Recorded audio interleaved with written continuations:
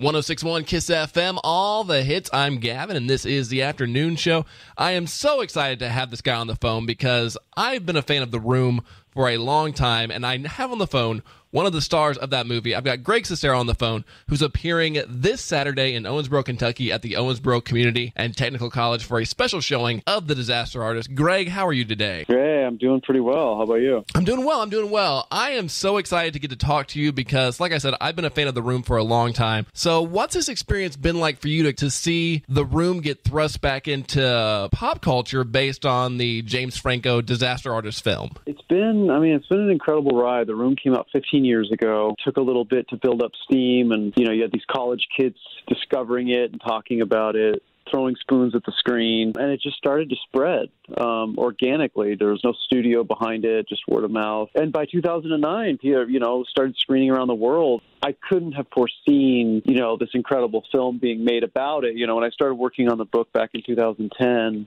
my goal was to tell a story that could become its own film that people would celebrate in a good way, which was the pipe dream. And I can't believe that it's actually come to fruition. Won a Golden Globe this year, was nominated for an Academy Award. So it's just one of those things. You have no idea what people are going to connect to. And I never thought The Room would be that. It's been an incredible ride. Now, you've actually teamed up with the infamous Tommy Wiseau once again for this new movie called Best Friends. Can you tell me a little bit about that? Yeah, it's 15 years later after The Room now, and we made another film, and it's coming out March 30th. It'll be screening all over Kentucky, which will be exciting. March 30th and April 2nd. It's based on a real-life road trip that Tommy and I took years ago, and it's really kind of a different flavor to The Room. I think it puts Tommy in a role where he can be taken seriously. He plays this eccentric mortician based in L.A. I play this homeless drifter. We have this chance meeting, and we end up coming up with this business that makes some good money, gets us into trouble. Very much taken from real life, but it's something that I think